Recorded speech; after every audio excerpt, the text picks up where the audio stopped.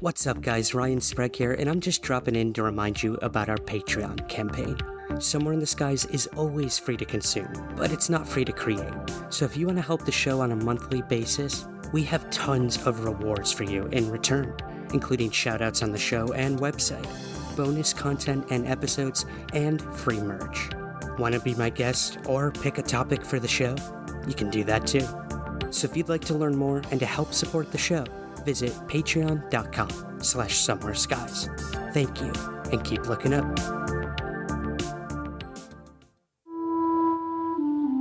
A number of aerospace and defense insiders tell us that anti-gravity planes and discs have been a reality for more than half a century. What if the real question is, what should the people know? How much do they really want to know? Is this or is this not why we exist? To cover what corporate media won't. Unfortunately, all the good stuff's locked away in special access programs. Born secrets, forever secrets, no mandatory declassification date. Is that ours or theirs? Well, by theirs, you mean the Russians. I don't mean the Russians. Without your discernment, without your analysis, without what I know is your commitment to honesty, then this just disappears into folklore.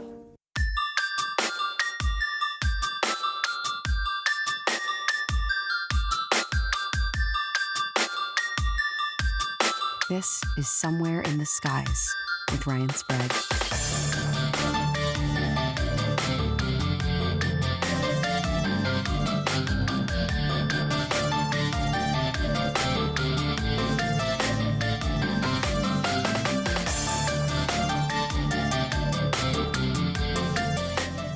Chris, thank you so much for joining me today on Somewhere in the Skies. Oh, it's a pleasure, Ryan. Thank you for having me. The pleasure is all mine, man. I recently watched your film, The 11th Green, and it blew me away, and we will definitely get to that. But before we even talk about the real reason you're here to talk about your new film, some of my listeners, they probably are familiar with one of your other films if they follow my work and the work of, cryptozoologists and the paranormal and everything. And I saw that this wasn't your first dive kind of into the unknown and more esoteric topics. So I was wondering maybe if you could tell us a little about your film Letters from the Big Man before we even get started here. Sure. The feature that I made prior to this one, as you say, was called Letters from the Big Man, and it dealt with the subject of Sasquatch, but it tried to deal with it in a realistic way as a drama where the character of the Sasquatch is not presented as a monster or some sort of threatening presence. And it dealt with a woman who was a forester and artist, and while conducting a stream survey for the Forest Service, winds up interacting with this being who winds up being an influential figure in her life in a certain roundabout way.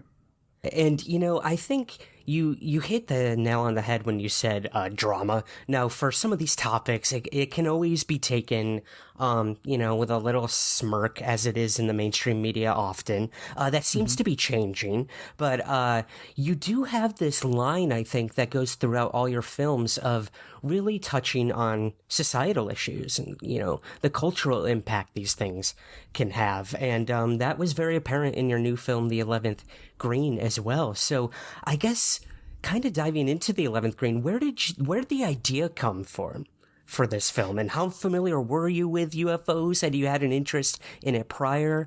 Yeah, how did this all come about? Well, I can't say that my knowledge of UFOs was extensive before I sort of very organically embarked on this thing.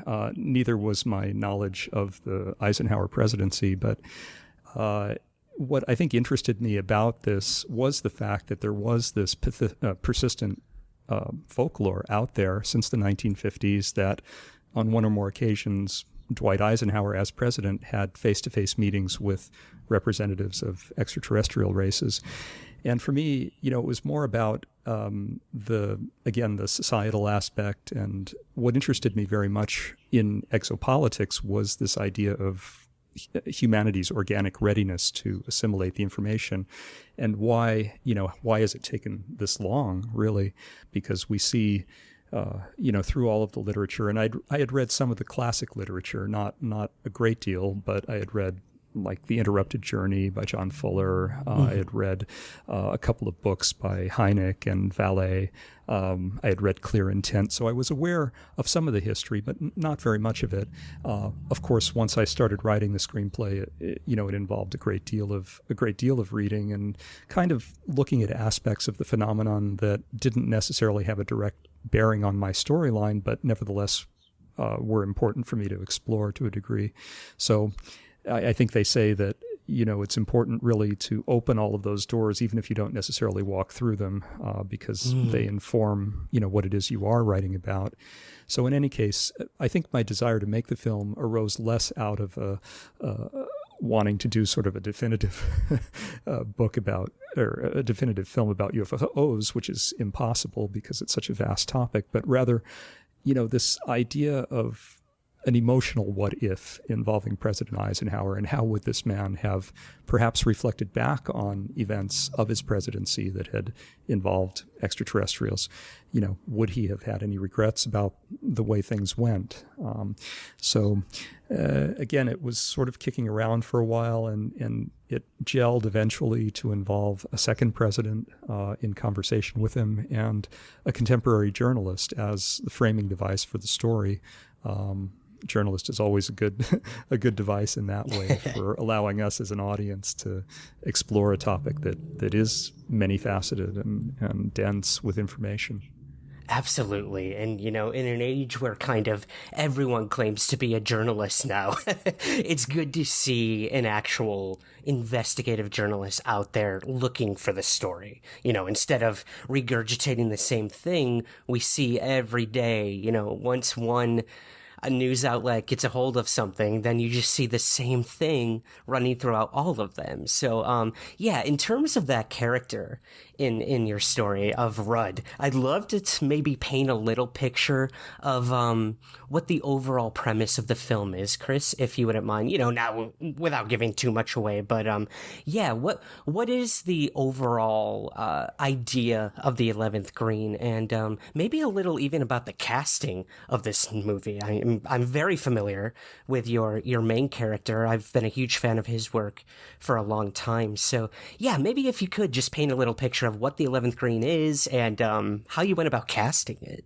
Well, the storyline involves a journalist played by Campbell Scott, who at the time of his estranged father's death is summoned back to California to sort of deal with his father's affairs. And his father was a retired Air Force general who was very involved in classified aerospace programs. And at the time of the story, Jeremy is reporting on an aerospace company that is attempting to migrate a black world technology, as it were, into commercial aviation. And the conceit for this was loosely inspired by the suggestion that around 2008, Boeing Aircraft Corporation attempted to do just that. Paul Laviolette, the writer and physicist, suggested that, and has written about other aspects of exotic technology in connection with aerospace programs. So the idea was that at the time of Jeremy's reporting on this present day event, he, by way of his deceased father, is all of a sudden thrust into this seemingly incredible backstory of our country's premature, you could call it that, intersection with crashed objects and extraterrestrials in the 1950s, and incredibly is offered film that purports to describe this. And as a journalist, of course, he's very hesitant about the authenticity of it, and very concerned about his reputation, and very concerned about utilizing it, since it is being so freely offered to him. But I think the fact that it is coming his way is kind of indicative of the trend that we've been seeing, where there is more information out there, and more even official information and acknowledgement out there, such as these videos that have been out for a while, but which came to prominence since 2017 by way of the mainstream coverage that the New York Times did, and other outlets that typically in the past have not treated the subject very seriously. Mm-hmm. So In any case, Jeremy, the journalist, is also friends with the man who was the current president, not our real current president, but a Barack Obama-like character who, again, was his boyhood friend. So there are all sorts of complications that arise concerning whether the technology that this company is attempting to migrate will be declassified and whether that can proceed, or, what would happen if the military or government decided that it couldn't be made public, and how would that work on a criminal level? So there were a lot of opportunities to look at some of the issues surrounding UFO secrecy, such as the overclassification of documents, and just this long history of using this reality, the empirical reality of UFOs, as a kind of psychological operation almost, or exploiting it for purposes of the national security state, and exploiting it for purposes of private, gain in the aerospace sector. I mean, there is, throughout the 70 plus years of, quote unquote, the UFO issue, I guess, there has always been this psychological warfare aspect to it. I mean, we know for a fact that other countries, Russia in particular, were digging into UFO researchers and sending people to try to find stuff out at these things. So, a lot of UFO researchers wish that were the case for them. Their work is that important that they would have these Russian assets trying to get information from them.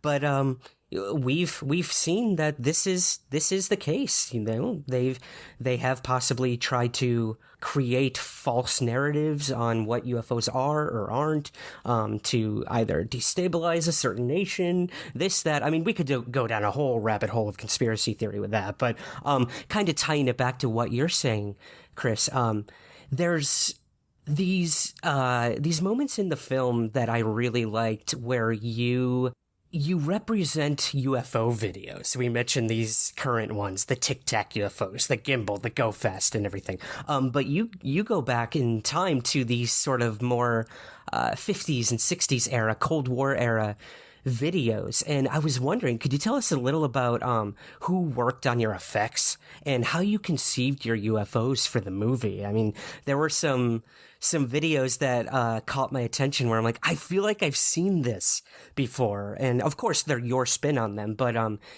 what was your idea for how to cover the UFO videos that our character Rudd comes across in the film? Well, let's see. We created footage, but we also knew that we would have straightforward archival material that was a part of these discursive meetings between two presidents. So I, sought out material that would illustrate some of the points being discussed. For instance, there's a point at which Eisenhower is talking about how you had good men having reactions within themselves that they couldn't control and they couldn't even begin to understand.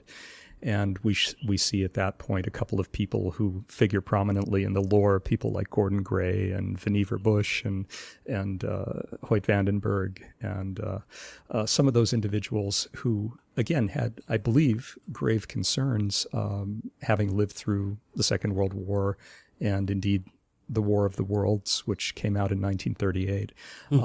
But in terms of how we depicted UFOs, it was a decidedly lo-fi approach to it. And the fellow who worked on this with me, Ethan Fox, I think did a good job.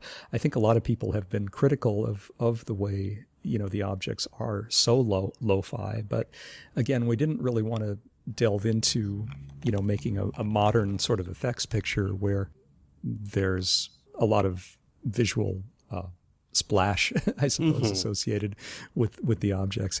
And certainly in the case of the historical UFOs, like the one that's at White Sands, the intention was to attempt to integrate it as seamlessly as possible. And then we have a couple of more contemporary ones. So it was a low. The short answer to your question is it was a lo-fi approach to depicting the UFOs. It makes perfect sense. I mean, again, we're looking at, quote unquote historical or archival footage. So, no, I think it worked really well. I mean, one of them gave me chills. And again, not giving away too much to the audience, this idea that these UFOs could or could not possibly be influencing our weaponry, and we can get to that in a little bit, the kind of more overarching question of alien and human interaction. But Eisenhower, now this is a big focus of the film, and you did mention different world leaders meeting in your film. And of course, Eisenhower's played a huge role in UFO lore. He's a major player in your story, and so was a Obama-like representation. So why did you decide having these two former presidents meet up in the film? And maybe if you could describe a little of your approach to how they meet in the story. This blew my mind, man. I'm not gonna lie, I loved it. Oh, well, I'm glad it worked for you. The idea was that we have this contemporary Obama-like president at a time when he really needs more clarity on this particular subject, which he has had limited access to. And he, well, in a literal sense, he uses a certain meditation protocol involving a recording to go into this sort of altered state of consciousness in which he encounters Eisenhower in this kind of, you can call it a dreamscape if you want, or some in between out of time place. And again, during these discursive conversations between the two men, he gains a deeper understanding and also gains Eisenhower's seemingly after-death perspective on how the events have progressed since then and what might be an optimal approach for him to take.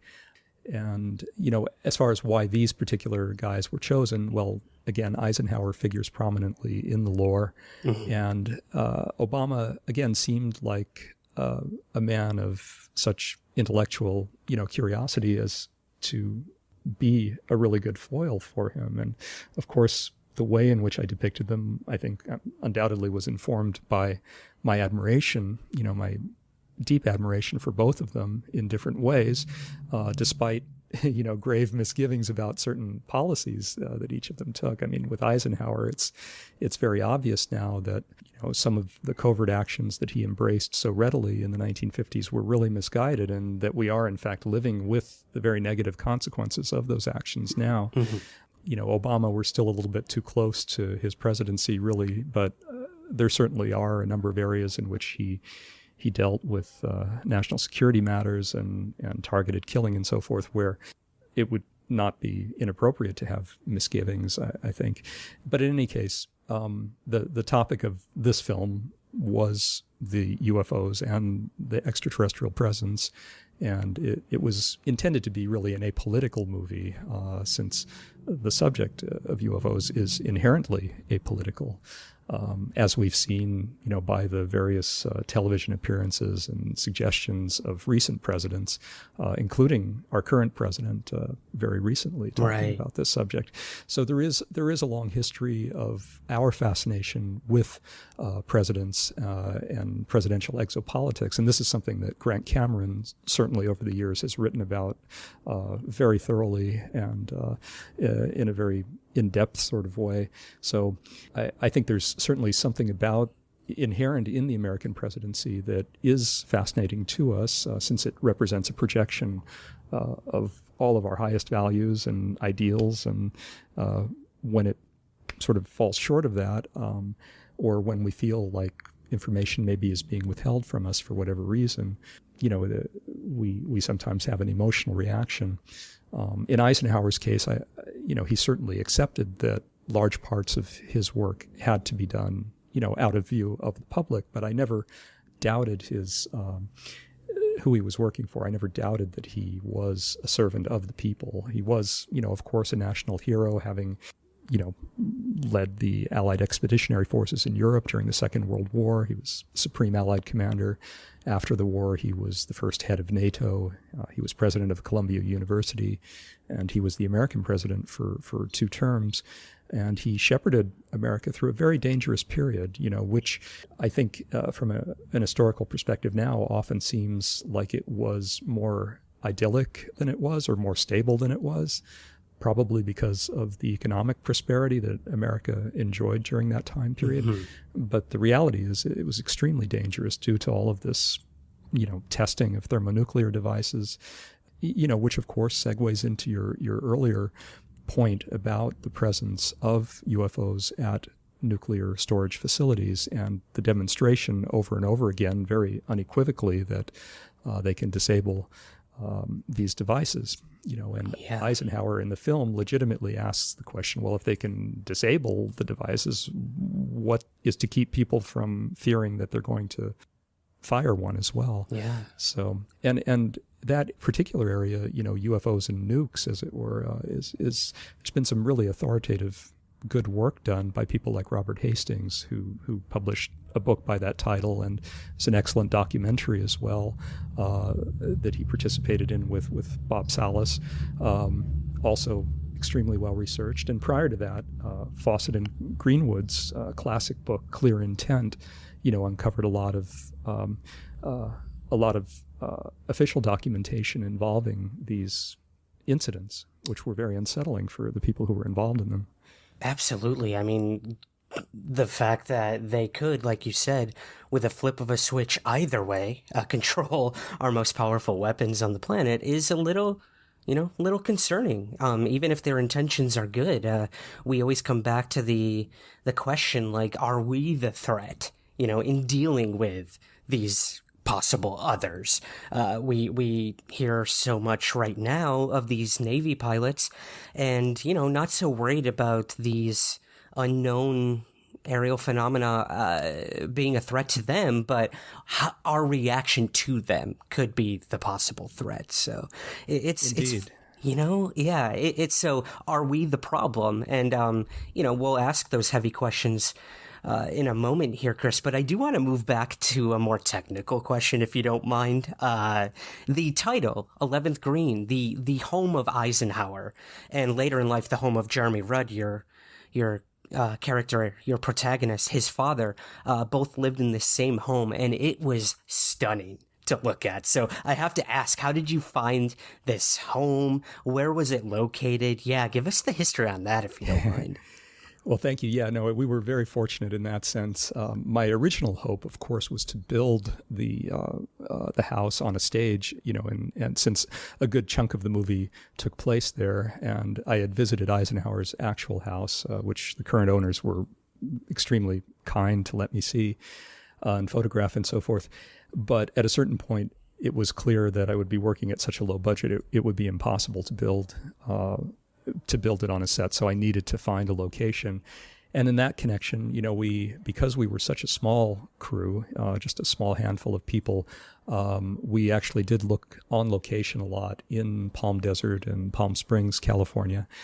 And there were a couple of historic houses that were possibilities, but not really very practical, owing to the fact, firstly, that they were situated in these very exclusive golf clubs, but also, in the case of one of them at least, it was furnished, with period furniture, and the wear and tear factor would have been really bad for it. So it didn't work out for us to shoot there. However, our production designer, Jennifer Gentile, and our producer, Valeria Lopez, had both, as had I, we had all seen a post that had appeared in the architectural blog, LA Curbed, about a house in La Cañada that was very historic. It was built around 1958, and it was similar to the case study houses in the sense that a lot of manufacturers saw it as a showplace for their products, whether they be built-in appliances or cabinetry or carpeting or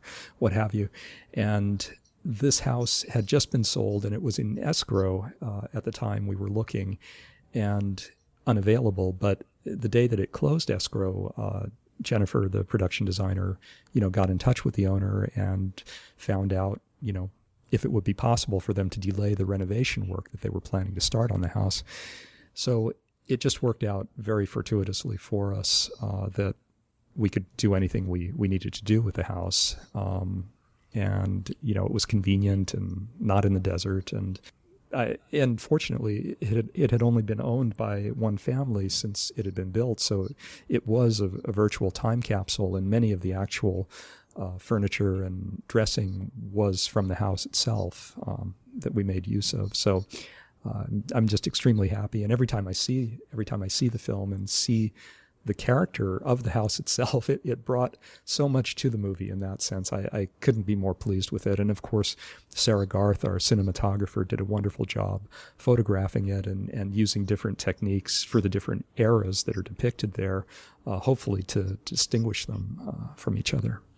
That's awesome. I love hearing, the inside story on how these things come to be in terms of just by happenstance, or the timing is perfect. And you're right. I mean, it was stunning to look at, and I'm watching it, I'm like, wow, that's where the budget went for this thing. But in reality, like you said, it was like a virtual time capsule. It just added such a flavor and style to the movie. So no, that was awesome. A character of its own, I would say.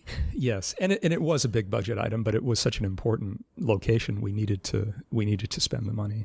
Yeah, well worth it. Well, moving back to I guess the bigger questions in the film, Chris. You have this thing you call the backroom boys. I love this term. And so would you mind maybe giving us a little idea of what these backroom boys represent in the overall narrative of your film? Yes, I mean, the film subscribes to the hypothesis or it postulates that there was a post-war special group that was created specifically to deal with the UFO phenomenon, with the crashed objects, with the presumed extraterrestrial presence. And this organization, again, allegedly usurped other branches of the government. Not that it was a branch of the government. It was always, I think, created to be autonomous from the government so that the government itself could maintain plausible deniability with respect to everything that was going on.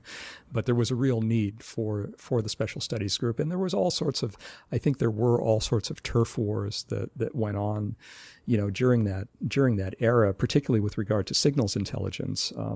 NSA, which was the successor to the Army's signal security, I think felt that it should have, authority for all of that. And very interestingly, some of this is described by Admiral McConnell in his confirmation hearing, his Senate confirmation hearing. He talks about some of these turf wars and, again, NSA's struggle to maintain dominance, I guess they would say, over signals intelligence. But the group itself, various names have been suggested as having been members of the group.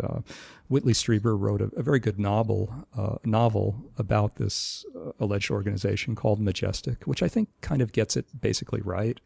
So you had, again, as Eisenhower said, men with grave concerns about this. Some of them, like Admiral Hillenkoetter, returned to active duty after his service in the alleged organization and after his service as first director of CIA, and indeed was a board member of NICAP, was a good friend of the writer Donald Kehoe, who wrote some of the most important books of the 50s that sort of gives us the blow-by-blow account of this. And interestingly, going back to what we were talking about earlier about UFOs and nukes, Hillenkoetter himself in the early 1960s stated publicly his concern, which echoed the concern of many military men, that the misidentification of a UFO as some sort of Soviet threat could lead to disaster and the starting of a war. So he was a proponent of open research on the subject later on. But in any case, it does seem that the post-war group was an outgrowth or made extensive use of the apparatus that was in place for the atomic bomb project that was an outgrowth of OSRD, the Office of Scientific Research and Development. which Vannevar Bush headed.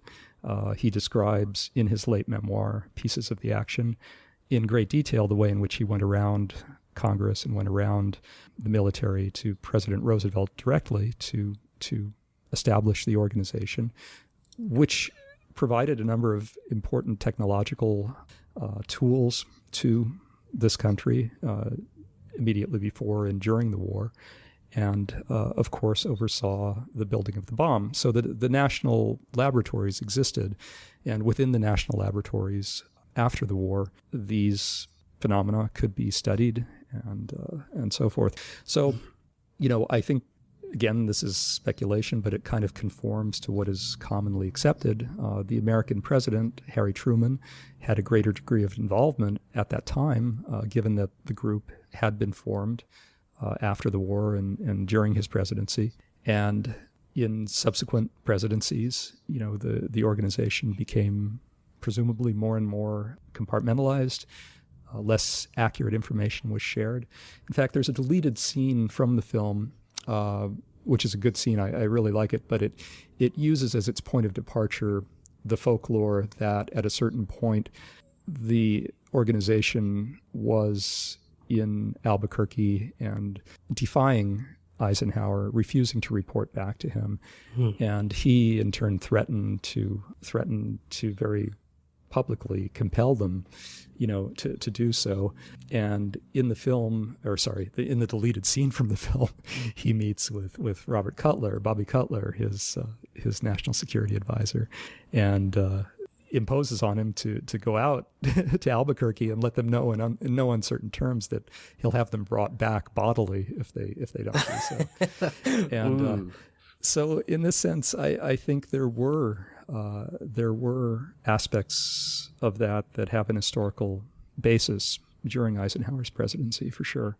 But we've been told that the clandestine organization continued to exist and evolve, and I don't have any reason not to think that is the case if we consider, in the modern day, whatever it has evolved into, some sort of senior interagency intelligence group, if we consider the way in which public events, public close encounter events, are very carefully controlled, where representatives of whatever this control group is seem to appear on the site and usurp local law enforcement, certainly, and in some cases the military. But an even more documented way in which to think of this is to compare, say, the alleged Roswell incidents with the ones that followed simply a couple of years later at Aztec, New Mexico, and compare the swiftness and efficiency with which the Aztec events unfolded and were secretized compared to the messiness of how the alleged Roswell events were handled and secretized. Yeah, learning from their mistakes, I guess, would be a good way to put it. Exactly. Yeah, exactly. Hey guys, Ryan here, and I'm just dropping in to tell you all about a podcast I recently discovered that has me binging their entire back catalog. It's that fun, that good, and right up my alley, as I know it most likely will be for you as well. Guide to the Unknown is a podcast about horror. Every week, sibling hosts Kristen Anderson and Will Rogers discuss spooky pop culture, urban legends, and the paranormal, while keeping it cozy and fun. Some of my favorite episodes include a tour of the unique Disney haunted mansions around the world, the account of a seance they attended in a paranormal bookstore, and the real-life story behind one of my all-time favorite movies, The Conjuring. They've covered Stonehenge, crop circles, Men in Black, Bigfoot, and even techno-ghosts. Yes, you heard that right. And you'll hear a new episode every Friday on all major podcast apps, including Apple Podcasts and Spotify. I also have to mention that one of their most recent episodes covered the Allagash alien abduction incident, and they bring us up to speed with this highly controversial case. So grab your Afghan temple ball and give that episode a listen. Don't know what Afghan temple ball is? You will after listening. So head on over to www.gttupod.com for all social media links, and to enjoy Guide to the Unknown podcast.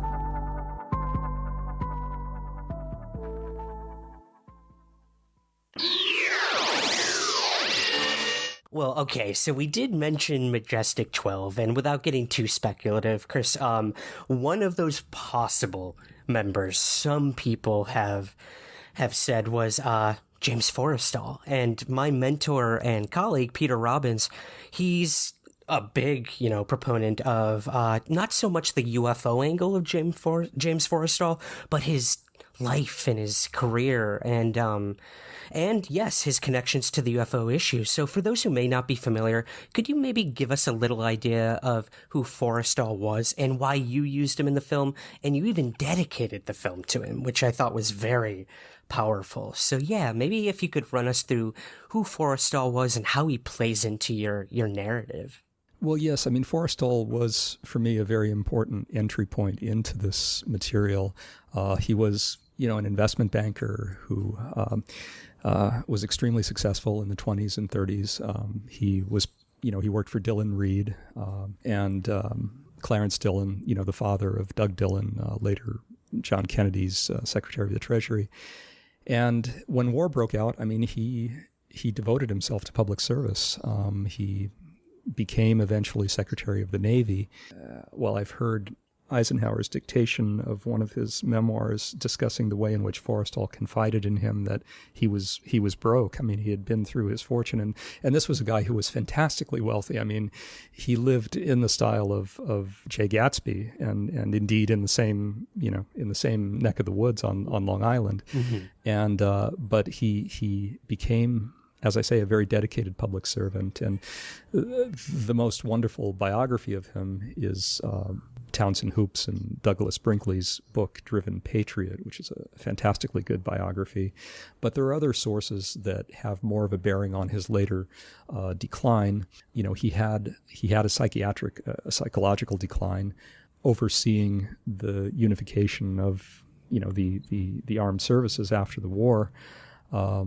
Into the Department of Defense. It was a real struggle for him, and Navy was probably the most obstinate branch of the service in ceding its authority, to this larger Department of Defense. So, it was very difficult for him, very, very difficult. And at a certain point, he was replaced. President Truman felt that Lewis Johnson would do the job better. And of course, Johnson was a man of nowhere near the skill and dedication of Forrestal, or mm-hmm. I should say he probably was more self-serving than he was. But in any case, Forrestal is reputed to have been one of the people who recognized the necessity of there being a special group, a Majestic type organization after the war. And so I think that, again, this is speculative to a degree, but I think that he was a proponent of gradual acclimatization and the gradual revelation of the information to the public, by small degrees, not necessarily all at once, certainly. But I think that as he saw various factions, various private factions, struggling to benefit from the secretization of the information, and whatever artifacts, were being examined at that time, I think he felt the need to accelerate even his own plans and the necessity to try and bring out some of the information through his congressional contacts. So, again, the official story is full of mystery. It's one of those historical events that has so much ambiguity to it that it's going to keep people guessing for a long time. But you can read the Wilcutt's report, which was the official inquest, which was unavailable for a long time. The Navy had kept it out of the public eye, but it became available in the early 2000s due to a diligent researcher obtaining it by FOIA request. And you can view it at the Sealy Mudd Library, in Princeton. Online, you can view it. Forrestal was, of course, a Princeton alumnus. So that let's see, very much he, for me, is kind of emotionally at the center of what went wrong in the way in which we handled these events. Yeah, I think, too, the way you handle it in your film, the event that would ultimately lead to the end of his life, it's extremely powerful and well done by the performer who played Forrestal in your film. It gave me chills watching that scene, so I won't give it away to the audience. But yeah, kudos to the actor who played Forrestal. Ian Hart. Yeah, Ian Hart is one of the great British actors, and I had the pleasure of working with him at the very beginning of his career on my first feature, The Hours and Times, and then almost 30 years to the day after we made that picture, he came out to Los Angeles to shoot his scenes for me for the 11th Green. So even though Forrestal doesn't have a lot of screen time in the movie, Ian does a really intense, evocative job of depicting him. So, and I should point out, I mean, there were many other reasons why Forrestal was controversial and why people found him inconvenient to be around at that point. Perhaps chief among those was his opposition to, the partition of Palestine. And he had that position not because of any anti-Semitism on his part, but knowing that it was going to be the quagmire, into the future that it has been. And there were other reasons why he was no longer, useful, I guess.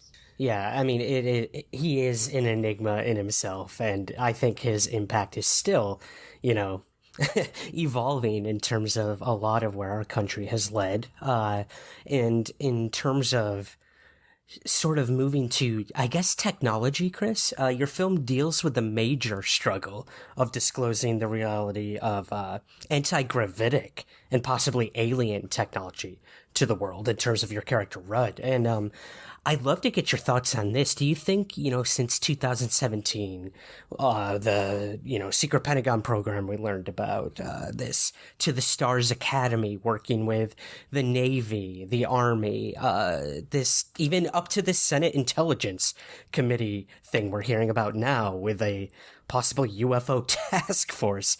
I mean, I guess my question would be, do you think that we're moving closer to any type of disclosure when it comes to technology that could ultimately change the world? Yes. But as far as any sort of truth and reconciliation with the past and the grave sort of illegality that has taken place in the past, I don't necessarily see that coming. And I don't think it's really healthy for us to sort of focus on a desire for that. But I do see in the future that some of the breakthrough energy and propulsion technology will finally be intersecting our world that is ready for it. Whereas I think in the past, in those isolated incidents where maverick inventors and visionary inventors have created these exotic technologies that were suppressed, there was not the readiness at the time. They just couldn't happen. We as a society were not ready for them, although probably we'd be a lot better off if we had been, in terms of the environmental degradation that has occurred over the past century. But yes, now is the time for these things not to be held back. And I have no doubt that there are factions that are so entrenched that they will continue to guard them, tooth and nail. I think it was Ben Rich, the former head of Lockheed Skunk Works, who said that these exotic technologies absolutely exist, but they're so deeply buried in special access programs that it would take, I forget what he said exactly, I think he said an act of God to migrate them into the open science, and that therefore it is better to reinvent them in the open science. And so obviously that's not efficient, but anybody who has worked in the highly secret programs that are so highly compartmentalized will testify to the fact that they're not efficient either, since there's not an open exchange of information between people who are working on different pieces of the puzzle. During the Second World War, General Groves famously wanted to enlist all of the scientists at Los Alamos and to maintain a strict compartmentalization between the different divisions, and there was a rebellion against that, chiefly by Robert Oppenheimer, who headed the project, and they never would have accepted it. But now, of course, you have people who work within these deeply black programs, as has been attested to by various informants, who have very little knowledge of other parts outside of their highly specific function within the big picture. So again, to make a long story short, I do hope that we now live in a time when all of the brilliant people working in the open science and who have had at least a knowledge of or exposure to exotic breakthrough energy and propulsion technology will be able to utilize that in a constructive commercial way.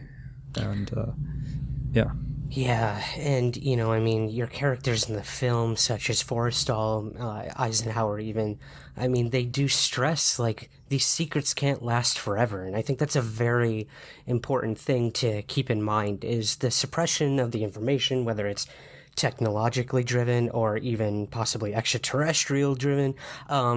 It can't last forever. And I think that's what gives a lot of people hope out there, whether it's in the UFO field or any field, I guess.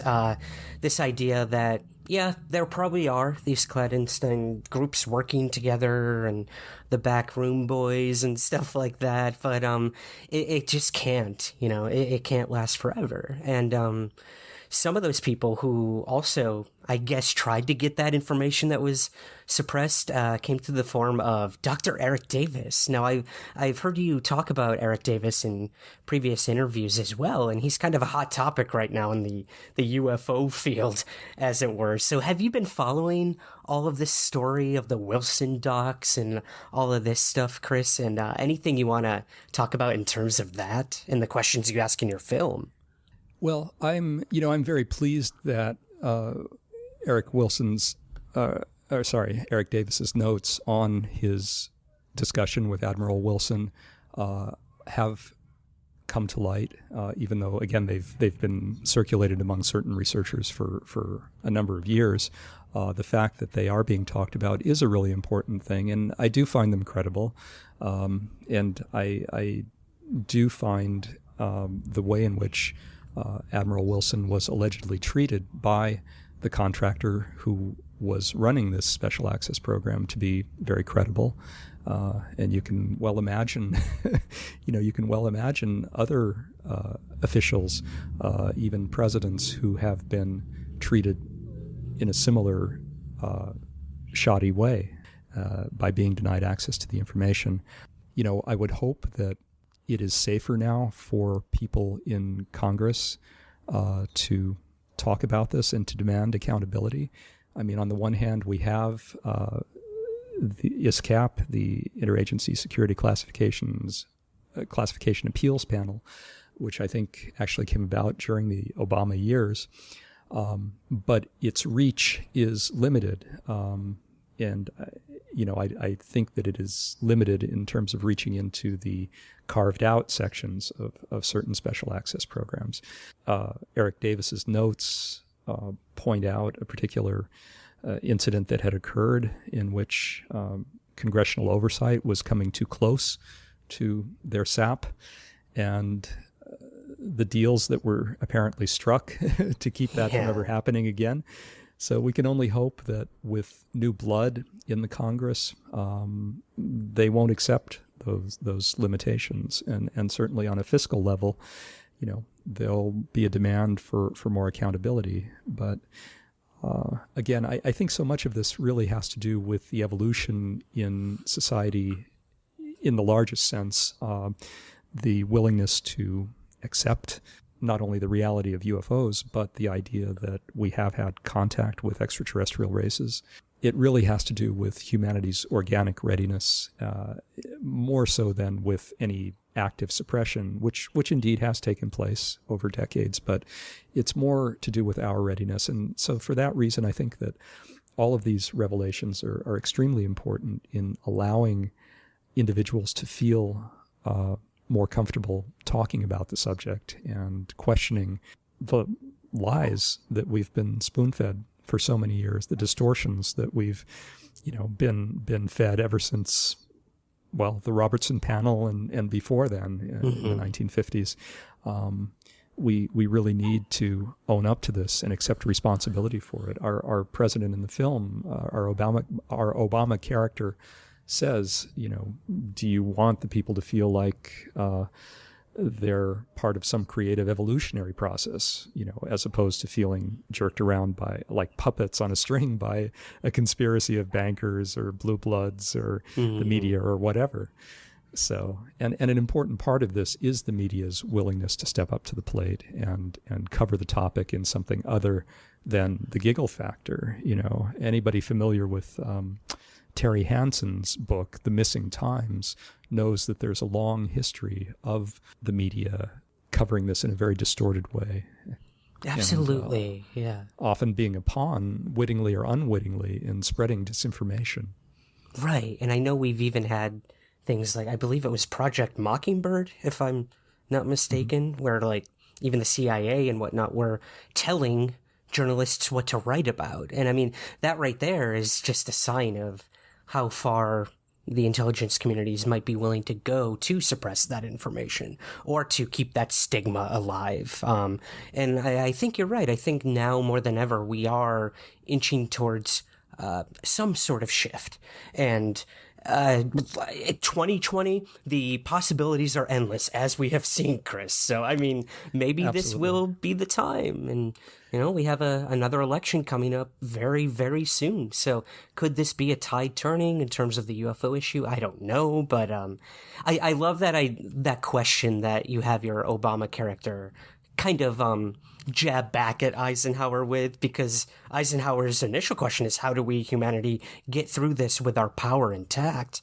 And I think you're right. I think it really depends on how we deal with that information if it was given to us. That's been the biggest hypothetical since day one when it comes to that word disclosure.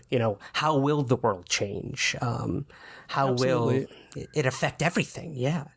Yeah, absolutely. And so much of it depends as well on the way in which we conceive of our government, rather than conceiving of the government as something that rules us or rules over us. When do we start conceiving of it as something that serves us, and how can it serve us optimally as individuals, as people, as opposed to serving special interests? I do think that we are entering a new era. And certainly, I don't think that the IC is necessarily working against this. I think that the factions working against so-called disclosure are very small indeed. I mean, very small and very entrenched. But I think, for the most part, there is a wait-and-see attitude and a very much an awareness of our readiness. And certainly we see that, I think, in these seeming trial balloons that American presidents have floated by way of their television appearances, their late night talk shows, one of which is dramatized in the film. Yeah. Being asked by Jimmy Kimmel about this. And I think those shed a lot of light on the idea that our leaders do have a finger on the pulse of our readiness to deal with this topic. Even our current president appeared recently in a Father's Day interview with his son, and in my opinion probably went further in that particular trial balloon, if you want to call it that, than the other people have gone even in the past. So yeah, it was interesting. When our current president was first elected, like, it was not a topic he wanted to touch. He had no interest in it. He didn't. Personal beliefs kept him from looking into it. And now we see towards the end of his first presidency, we won't get into politics, but right. A sort of willingness to be more open to the topic, I found very fascinating. Maybe he does know more than he's letting on. And we do know that probably certain presidents were let into more information than others. I would assume Bush at some point, Truman obviously, and that. But it is an interesting question. And moving back to the public for a minute, and I guess more of within the ufology circles, this niche community, as it were, there's kind of two camps, Chris, and I'm sure you've come across this as I have in your research. There's a very nuts and bolts scientific approach to a physical, tangible phenomenon, and then there's this whole idea of consciousness aspect to it all, a more metaphysical or interdimensional approach. And in your film, you kind of tackle both of these elements in an elegance I've not really seen done before in any film or television show. And I was wondering, do you think we should, as a community, whether it's just ufology or people interested in this topic, should we be focusing on one or the other when it comes to this, or should we be tackling this mystery from all ends? What do you think personally? I think we should look at it from all ends, but I also know that the circus of phenomena, if you want to call it that, of physiological phenomena and evidence can be kind of a bottomless pit, So I really think that we really need to ask ourselves, what does this mean on a level of consciousness and on a level of personal growth? And what does our presumed connection to various extraterrestrial races throughout our history mean to us and to our sense of identity and to our religions and other institutions? I mean, they're big questions that I think need to be examined much more than artifacts need to be examined and speculation about artifacts, even though all of that is interesting and important. The physical traces that are left during landings and close encounter events, the ejecta that we've analyzed, or that have been analyzed and written about by people like Jacques Vallée, who himself is certainly very much a proponent of the idea of these visitors being interdimensional in some nature, or being from a realm of consciousness rather than physiological beings who traveled zillions of miles to get here in metallic objects. So it is very important to consider on a very deeply personal level what this means to us, and to quell, and address any elements of shadow that are inside us personally, individually, that are related to this projection that we have of the other, or this projection of extraterrestrial visitors. How does that relate to our shadow? And by looking and examining deeply our own shadows, can we let go of any fear that we might have of encountering the other and acknowledging our connection to the other? And indeed, if you want to talk about truth and reconciliation, acknowledging our connection and responsibility on some level for all of the sequestration of the information and cover-up and the illegality and terrible deeds that were associated with that in the past. It really is a mirror reflecting back on us, this entire topic. And, I started as a young UFO researcher just looking at the nuts and bolts and realizing as the years went on, and after interviewing hundreds and hundreds of witnesses or claimed close encounter experiencers or even abductees, I have kind of gone down that road of this says so much more about us than it ever will the phenomena. So I'm so glad to see that was kind of the overall idea of your film, is what does this mean as human beings? And I'm sure this kind of ties into your last answer, but what do you hope viewers will take away from the 11th Green? I hope that they would have fun with the film, first of all, and enjoy the film. But I also would hope that they maybe use it as an excuse to examine some of their preconceptions about UFOs or extraterrestrial visitors, or the Eisenhower presidency, or the American century, or the growth of the military-industrial complex. I would hope that it would just inspire some of those discussions, and even look at the institutions that are depicted, chiefly the institution of the American presidency, the way in which it's depicted, and the way in which we think about our leaders, and what we want them to be, who we want them to be for us. Yeah, that's a really really good way to sort of, I think, cap off the 11th green here, Chris. But I gotta ask you, as a filmmaker, and I'm sure it's hard to get this question after just having released a film. I know when my book first came out, the next day people asked me, what's next? What are you doing next? Like, I just spent 2 years on this book, So what comes next for you as a filmmaker? Anything you can share with us that you're working on? I'm looking at a couple of things. I am not very far along with either of them. One of them is tangentially related to the subject of visitation, and it's also an historical film. So, I'm in the position where the pictures that I make do tend to be very personal, and they do tend to follow my interests in that way. And I really can't put a finger on what it is that causes me to want to do a film, but I do know that once I commit to it, it's a very deep commitment. And typically these things take me a number of years to do. The 11th Green took 7 years, to make. I'm excited going forward. Interestingly, I feel like the work that I've been doing since Letters from the Big Man really is, well, I should say that I regard everything before that as having been kind of apprentice work for me, which I love and, which I appreciate in hindsight. But I think that what I'm doing now interests me more than any of that ever did. So I'm sure that's very rewarding in many ways as well. And I mean, what I really enjoyed about this film, Chris, is now I have other films of yours to go and look at, because this was my introduction to your work, and it really impressed me. And I think what's really important to keep in mind too is you're challenging these issues. You're challenging Hollywood even. I mean, your films are not this cookie cutter, spoon fed to you thing that we're so used to seeing.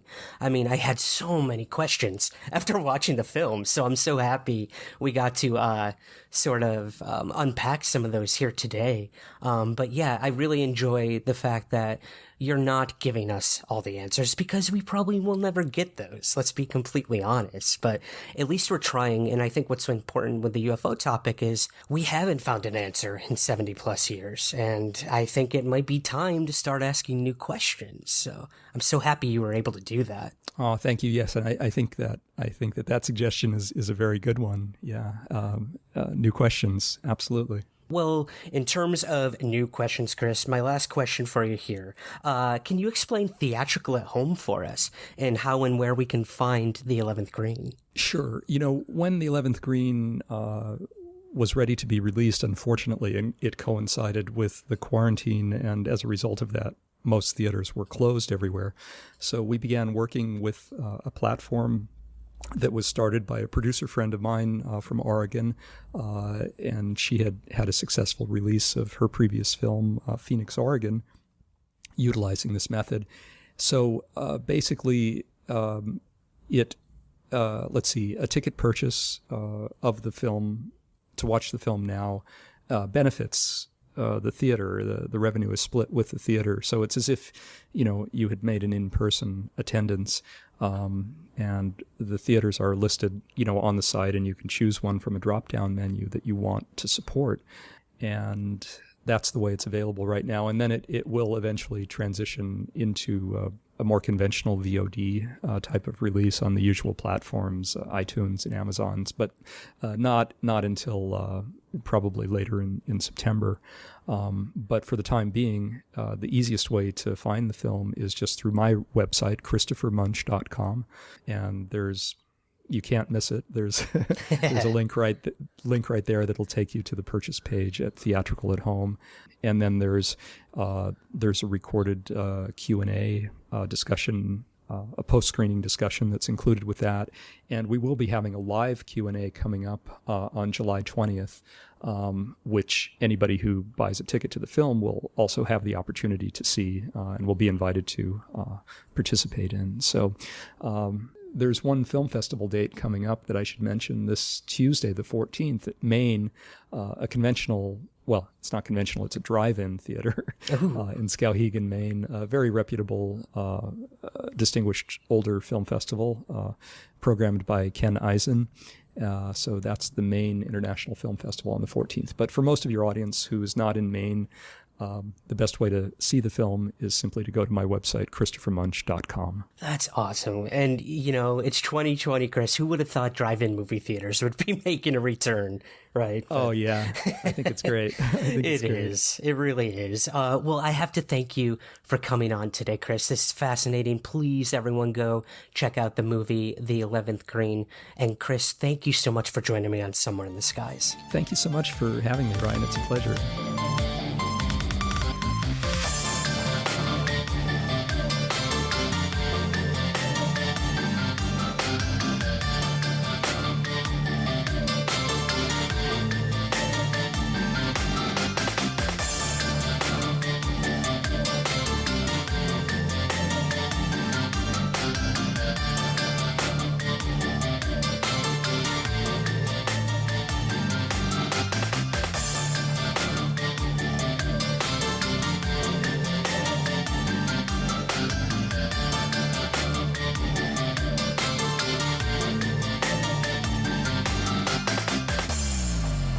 Somewhere in the Skies is produced by Third Kind Productions in association with the Entertainment One Podcast Network.